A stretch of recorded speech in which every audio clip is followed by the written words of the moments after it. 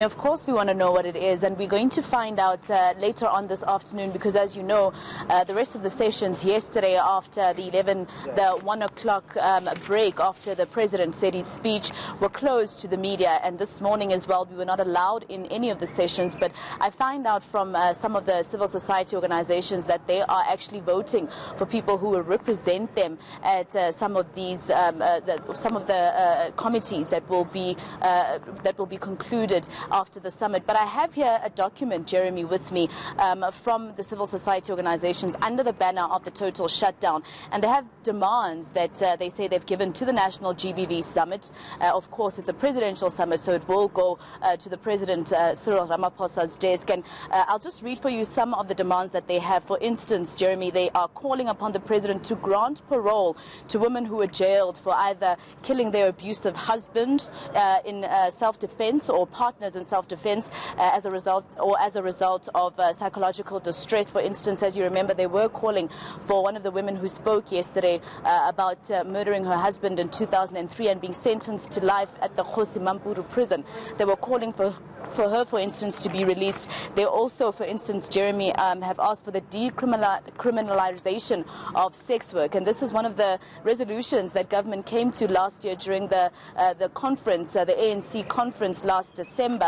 They did say that they would decriminalize sex work. But I have with me Nyiko Shikwambane, and she is of the civil society organizations under that banner of total shutdown. Nyiko, first of all, I just want you to tell us a little bit about your earrings.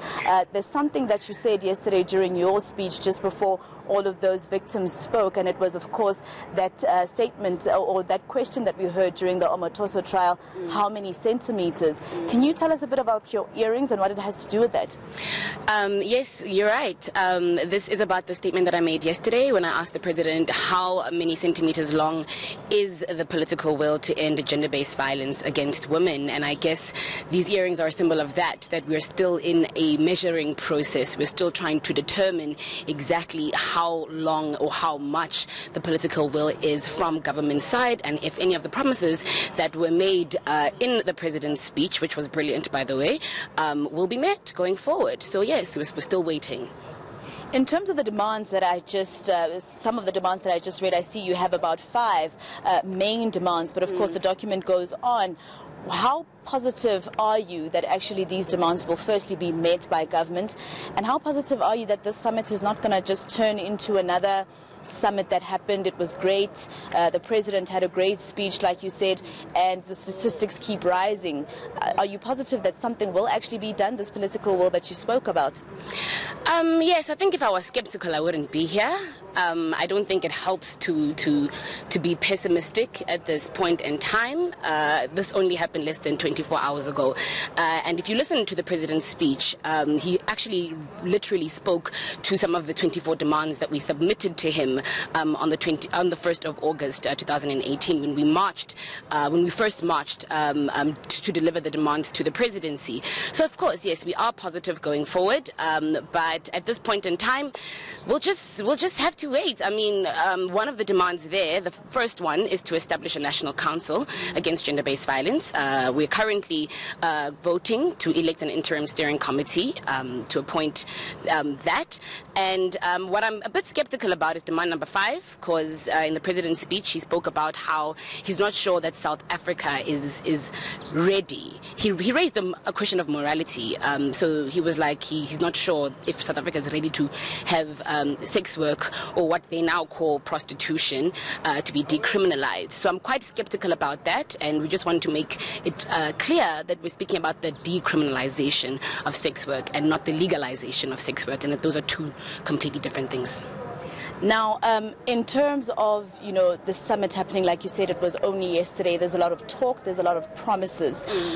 What is it that the civil society organizations will be doing to make sure, or rather to keep knocking on government's door to say, hey, look, you promised us this, you promised us that, what are you doing about it? We're still seeing, statistics rising. Women are still being murdered by their partners or, any other man that they know.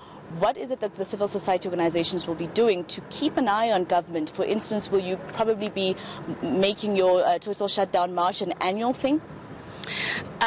So let me speak to what we'll be doing. But I think I must start by speaking to gender-based violence as an issue that affects all women from different walks of life.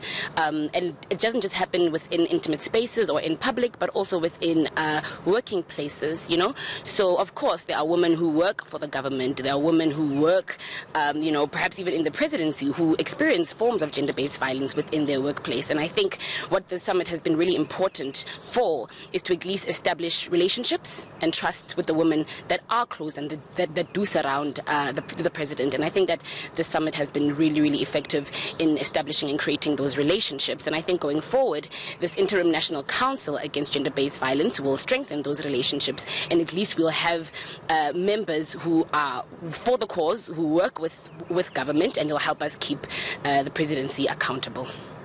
Thank you very much, Nyiko, for your time. Now, Jeremy, there you have it. Nyiko saying that they are actually still electing people who will represent them at this interim National Council for Gender-Based Violence.